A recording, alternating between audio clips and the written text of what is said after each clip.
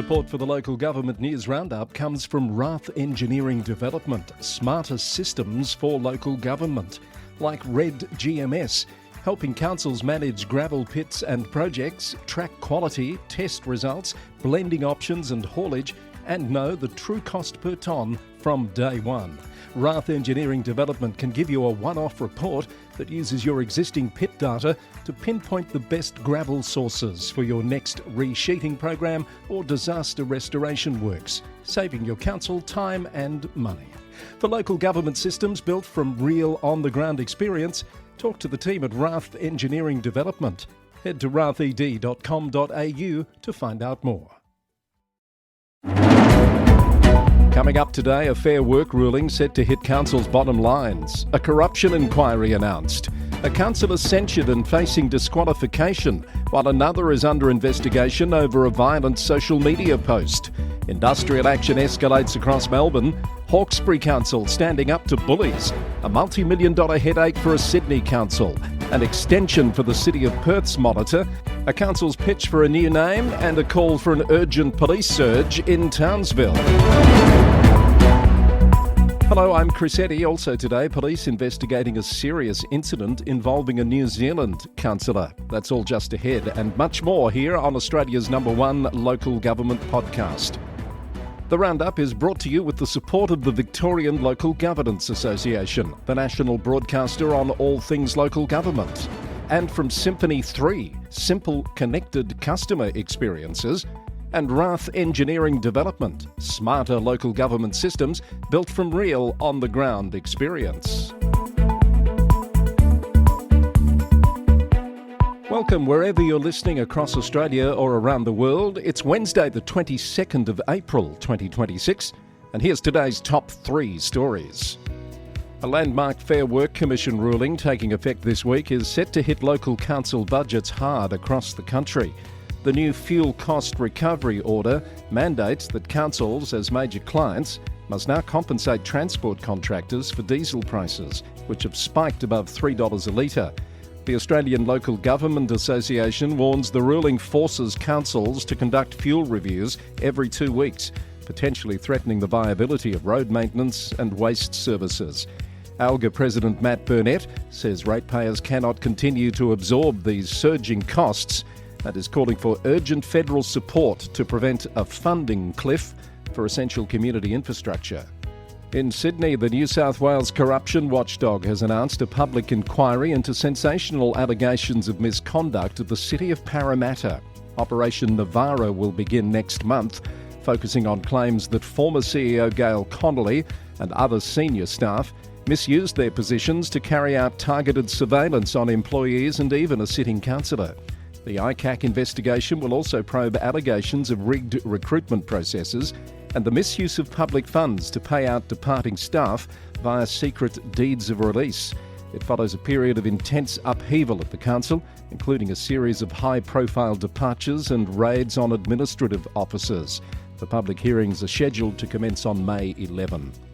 And at Oberon Council in New South Wales, a $12,500 investigation has resulted in a formal censure and potential disqualification for Councillor Helen Hayden. The investigation determined that Councillor Hayden had breached the Code of Conduct in January with a social media post following a fatal car accident outside of Oberon. Her comments caused widespread outrage and calls for her sacking. The council disassociated itself unequivocally from the comments at the time. After a confidential session to consider the investigation report yesterday, the council is now recommending Councillor Hayden's immediate removal from office and that she be disqualified from council for 5 years. It will now refer that request to the Office of Local Government. And those are today's top 3 stories here on the Local Government News Roundup. It wasn't easy to pick the top 3 today. Lots of breaking news still to come in today's edition. It's episode number 577 of the Local Government News Roundup. Let's go to more news out of Victoria as rubbish piles up across Melbourne, with more than 1,000 council workers taking part in the largest strike in Victorian history. Garbage collections, street cleansing and home care visits will grind to a halt on the 5th of May as workers from 8 councils, including the City of Melbourne, march on Parliament House. The Herald Sun reports that bans on rubbish collections, which started in Merribeck, Darebin and Hume, are spreading to Hobsons Bay, Greater Dandenong and Yarra. The Australian Services Union is demanding a 10% pay rise, arguing the state's rate cap has left frontline staff facing a cost of living crisis. While councils say they are negotiating in good faith, the unions warn that without a deal, the unprecedented chaos on suburban streets will only continue. The cost of filling a vacant seat on Greater Bendigo City Council has skyrocketed from $1,000 to over $160,000. The council has confirmed the $161,000 cost of holding a recent by-election due to the shift to single-member wards rather than a simple countback of votes from the last election. While the state government says the new system increases accountability, ratepayers are feeling the pinch of the pricey Lockwood ward rerun, according to the Bendigo Advertiser. Former councillors warn the previous system was just as effective and cost a fraction of the price. Donna Nicholas has been declared the winner of the by-election held last month, replacing John McElrath, who resigned last November. The City of Melbourne is expanding its smoke-free zones to include more popular public spaces. New areas such as Burke Street Mall and several high-traffic laneways will now prohibit smoking and vaping to improve air quality and public health. The council says the move is part of a broader commitment to making the city a cleaner and more welcoming place for everyone. Plans for the first BMX pump tracks in Whitehorse have hit a snag as residents voice concerns over safety and environmental impacts. The Whitehorse leader reports that councillors have called for further feasibility studies at Charles Rook Reserve. While the tracks aim to stop kids from building illegal jumps, local parents fear the facilities will attract teenagers on powerful e-bikes, citing recent damage at nearby clubs. Council officers admit the project faces unavoidable trade-offs, including the potential removal of 14 trees and noise concerns for nearby neighbours. A final decision remains on hold pending further investigation. Residents in the city of Casey are throwing their weight behind a major push for better roads and public transport. The Building a Better Casey campaign has seen a surge in community support, with locals calling for urgent action on congestion and safety. Key priorities include the long-awaited Clyde rail link, an upgrade to Thompson's Road, and critical improvements to the regional bus network. Mayor Stephen Cooman says the infrastructure must keep pace with the area's extraordinary growth. The council is now using the community feedback to lobby for firm funding commitments from state and federal leaders ahead of the upcoming state election.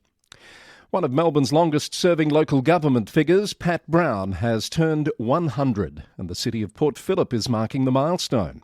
Pat was a councillor and former mayor of South Melbourne and later became one of Port Phillip's first elected councillors after amalgamation. She's also a Justice of the Peace and was awarded a Medal of the Order of Australia in 1989 for community and local government service. The council will acknowledge Pat's birthday and legacy at its meeting later today. Also making news, the Victorian budget includes funding to support up to 9 weekday return services on the Shepparton line, nearly doubling current services, plus 5 weekend return services. Greater Shepparton City Council welcomes the funding, but wants clear timelines for when the extra trains will begin. Townsville Shire Council is urging Victoria's bushfire inquiry to come to the Upper Murray, warning that locals could be effectively shut out of the process. The council says public open mic sessions are set for towns hundreds of kilometres away, Alexandra being the closest, more than a 3.5-hour drive from Corryong. And Vanana's much-loved Rocket Playground is now officially heritage listed, with Heritage Victoria recognising it as a rare survivor of 1960s playground design.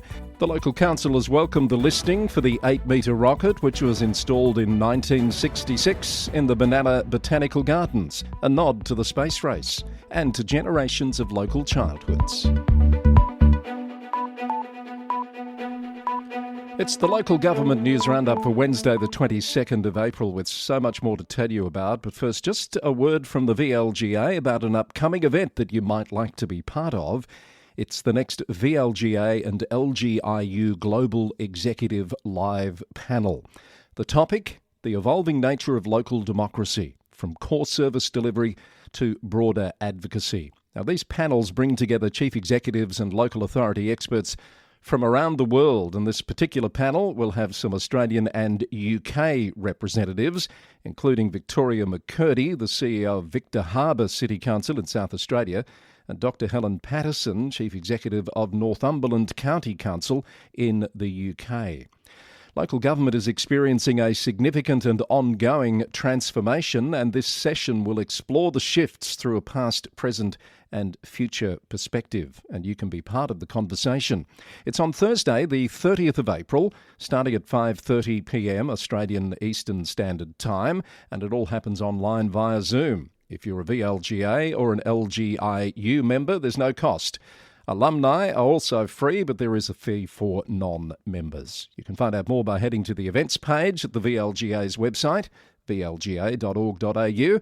And I do look forward to having you part of the discussion on Thursday, the 30th of April, the evolving nature of local democracy. Brought to you by the VLGA and the LGIU. And now it's back to the news. Cessnock City Council may be close to appointing its new general manager. An extraordinary meeting has been called for 6:30 tonight, which includes a mayoral minute titled Appointment of General Manager. It will be a confidential session. Peter Crystal has been the interim GM, while the recruitment process for a permanent replacement has been underway, following Ken Liddell's resignation last June. Hawkesbury City Council is drawing a line in the sand against what it describes as a disturbing rise in bullying, sexism and racism within the region. Mayor Les Sheether and a majority of councillors have issued a joint declaration condemning unprovoked attacks against staff and residents. The council is particularly concerned about a local publication and social media platforms where unmoderated comments have targeted women and people of diverse nationalities. In a statement, Mayor Sheether said enough is enough, noting that the vitriol, which included the distribution of racist flyers at a recent public event, undermines the city's culture and economy. The council is now moving to develop a formal anti-racism strategy and has warned it will pursue legal channels to protect its workforce from further harassment. Kempsey Shire Council is investigating one of its councillors after a violent comment appeared on a private Facebook account linked to Councillor Noel Selby. ABC News has reported that the post replied to a woman alleging a man was violent towards multiple partners, saying it was a pity she hadn't been bashed. Selby says his account was hacked and the comment was posted without consent. Mayor Kenny Ring told Council the matter will be handled under the Code of Conduct. An independent reviewer will assess the complaint and the process could take some time. There was lots of interest in Kiama Council's meeting last night. As a result of that meeting, the council is moving ahead with due diligence on a Reflections Holidays proposal that could reshape its holiday parks and help to steady the books. At the same time, the council's budget is out on public exhibition with possible service cuts, fewer staff and a backup rate rise option under consideration. Mayor Cameron McDonald says the steps are part of a longer plan for financial stability, but the community will still have its say before anything is final. It's been a controversial process thus far. I'm sure there'll be more to be said before the council ultimately adopts its budget. A Sydney community project has turned into a multi-million-dollar headache for Ku-ring-gai Council. According to the Sydney Morning Herald, the upgrade of Norman Griffiths Oval, initially budgeted at just over $3 million, is now projected to cost ratepayers a staggering $20 million. The project has been plagued by environmental mishaps, including major sediment leaks into local bushland and a series of legal and construction delays. The council originally aimed for a state-of-the-art synthetic field, but the soaring costs and ongoing restoration efforts have sparked intense community debate over the project's management, and completion could now be more than 3 years past the original estimated timeline. Waverley Council is taking emergency steps to protect essential services as the fuel crisis hits Sydney's east. A report from the Daily Telegraph says Mayor Will Namesh was last night set to move a motion to investigate on-site fuel storage and a faster transition to electric garbage trucks. It comes as the council faces a $30,000 monthly jump in fuel costs. Officials say street cleaning services are currently unaffected, but the measures are vital to ensure bins are still collected if statewide rationing begins. The New South Wales Supreme Court has delivered a scathing assessment of a lawyer found to have grossly overcharged Broken Hill City Council. Justice Elizabeth Peden has ordered Keith Redenbach and his firms to repay millions of dollars in overcharged fees, interest and damages in a costs decision published last week. The court blasted Mr Redenbach's conduct as unreasonable, labelling his evidence as completely incredible and false.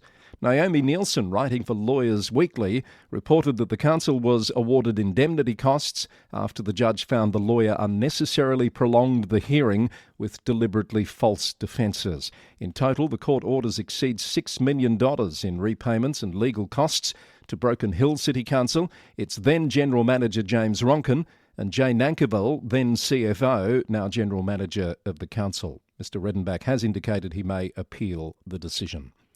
And Blacktown City Council is mourning the death of former Deputy Mayor and Councillor Chris Quilke, remembered as an energetic local advocate during years of rapid growth.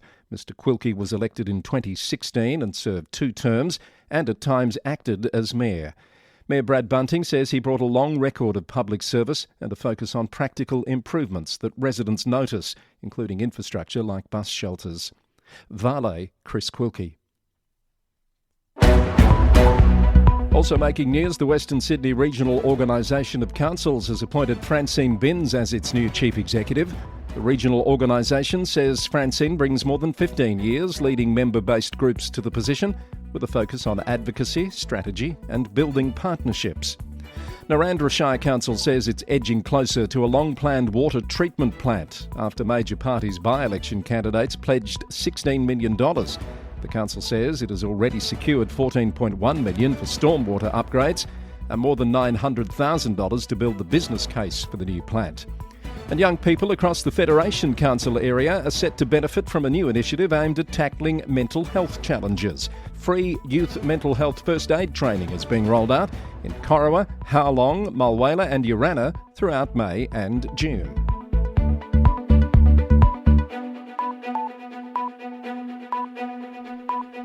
In this midweek edition, we take our roadshow to Queensland now, where there's been a call from the Mayor of Townsville, Nick Demetto, for an urgent police surge for the city's major event precincts, following a night of chaos and an alleged assault after Thursday's Cowboys game. The call for action comes after residents reported a volatile and intimidating atmosphere following the game. Mayor Demetto has formally written to Police Minister Dan Purdy, describing a breakdown in public order, where families, including small children, were reportedly forced off footpaths and onto the roadway to avoid aggressive, intoxicated individuals. The Mayor says the situation reached a breaking point later in the night on Flinders Street, where a member of the public was allegedly physically assaulted. He's requesting a prioritised, visible police presence across the Stadium Precinct, Dean Park and the Townsville Entertainment Centre. The request sits with the Queensland Police Commissioner for decision. Gold Coast City Council has issued a stern warning to pet owners following a surge in animal-related violence across the region. A new safety campaign, One Bite Can Cost Your Dog's Life, has been launched in response to a sobering 600 reported dog attacks last year, an average of 54 incidents every month. Deputy Mayor Mark Hamill warns that the majority of these attacks are occurring in public spaces, often while owners are present but failing to maintain effective control. Council data identifies Southport, Labrador and Surfers Paradise as the highest risk zones for attacks. In Tasmania, hire e-scooters are being pulled off the streets of Hobart after the City Council decided to axe the controversial scheme in favour of an e-bike-only model. Pulse Tasmania reports the decision follows years of complaints regarding safety risks, poor rider behaviour and footpaths being cluttered with dumped devices. Disability advocates have repeatedly warned the scooters posed a serious trip hazard for those with limited mobility. Acting Lord Mayor Zelinda Sherlock says while there's interest in low-emission travel, the mixed model is no longer a fit for the city. A tender will soon open for a new operator to provide compact e-bikes instead. And Tasmania is rewriting the rules for cats, and the state wants the public to weigh in. The Department of Natural Resources and Environment Tasmania has released a discussion paper, the first step towards a new cat management plan, which will guide policy for the next 5 years. Consultation is now open, with submissions due by 5 p.m. on Friday the 15th of May. In South Australia, the District Council of Grant is eyeing a major makeover, proposing a name change to Southern Limestone Coast Council. Mayor Kylie Boston says the new name better reflects the region's natural identity as the council approaches its 30th anniversary.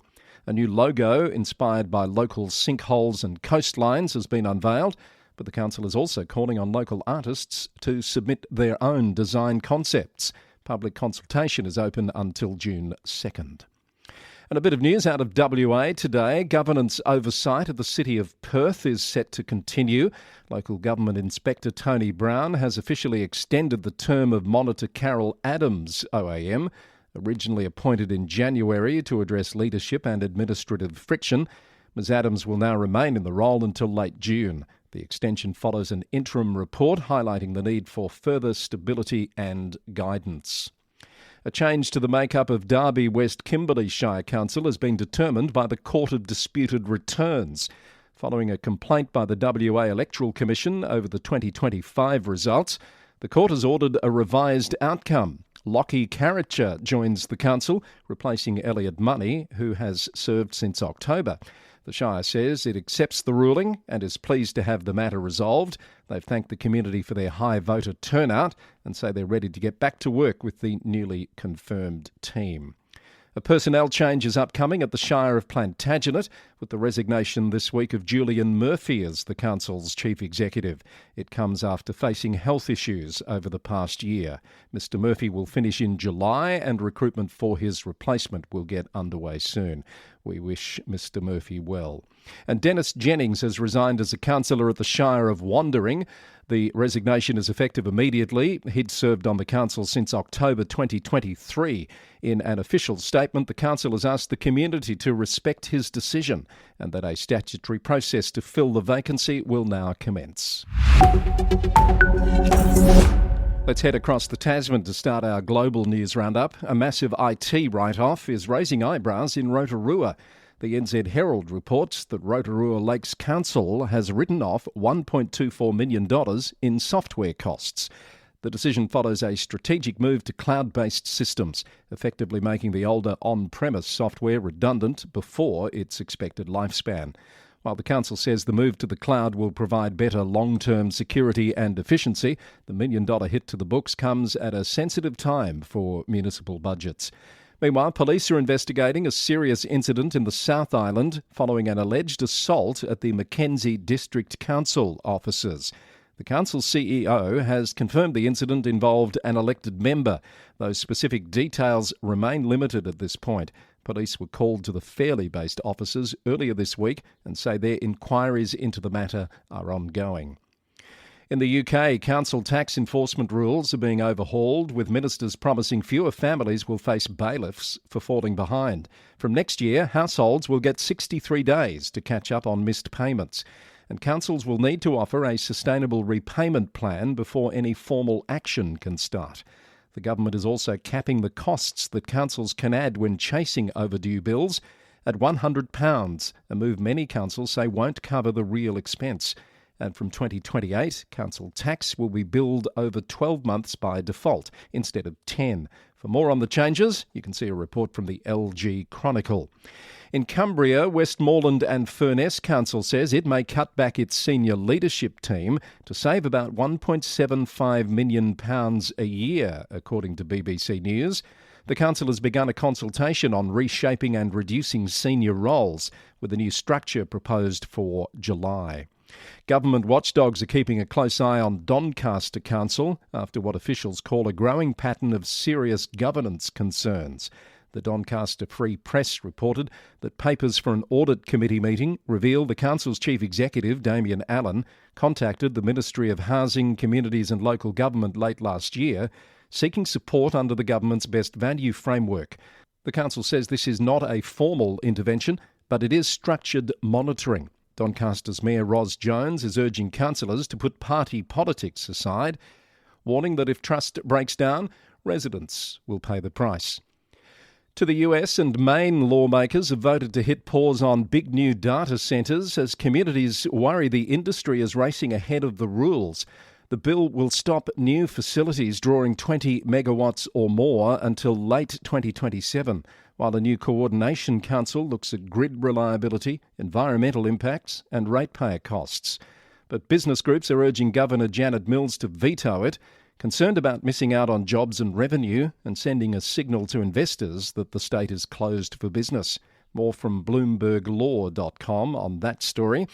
In Leavenworth, Washington, the City Council has hit pause on new bed and breakfast permits for 6 months after an affordable housing incentive appears to have been used to create more short-stay rentals. The Leavenworth Echo reports the program offered pre-approved granny flat plans and lower fees, but the Housing Committee says several approved developments were later converted into B&Bs. Planners say the city may be unintentionally subsidising commercial use, and it's also rechecking how it counts housing stock for its B&B cap. Officials say they need time to tighten the rules and protect long-term housing. And up to Canada, a long-standing debate in Orillia, Ontario has come to a close. The City Council voted on Monday against returning the controversial Samuel de Champlain monument to Carcheeching Beach Park. The statue was removed in 2017 for restoration, but faced pushback over its depiction of Indigenous people. Mayor Don McIsaac stated that reconciliation must be earned. According to CTV News, the monument will remain in storage while the city determines its permanent future.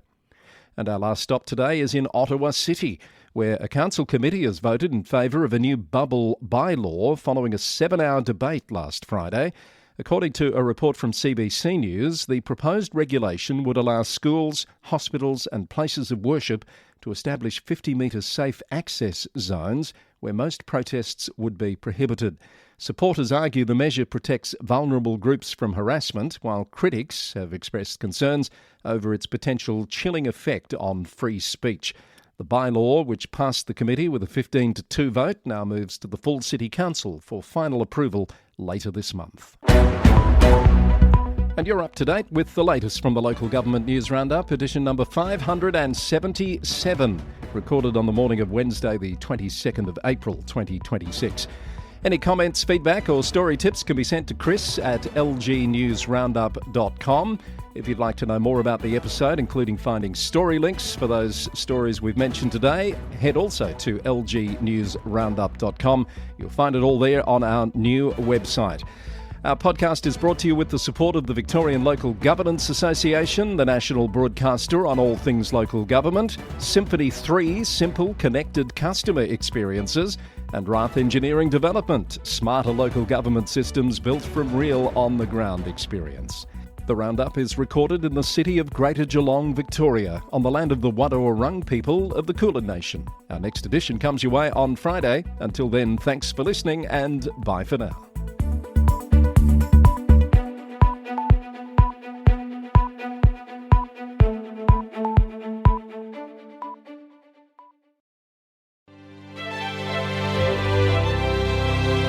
Support for the Roundup comes from Symphony 3, allowing councils to connect their systems securely, to automate their data flows and to monitor performance in real time. And right now, councils are lining up for their own emergency dashboard, like the one that Symphony 3 has created for the city of Greater Bendigo. The dashboard helps keep the community safe and prepared before, during and after emergencies. It pulls together live data, including weather data, traffic data, emergency incidents, unplanned and planned disruptions, news and social media feeds. Visit www.symphony3.com to learn how you can get an emergency dashboard for your community.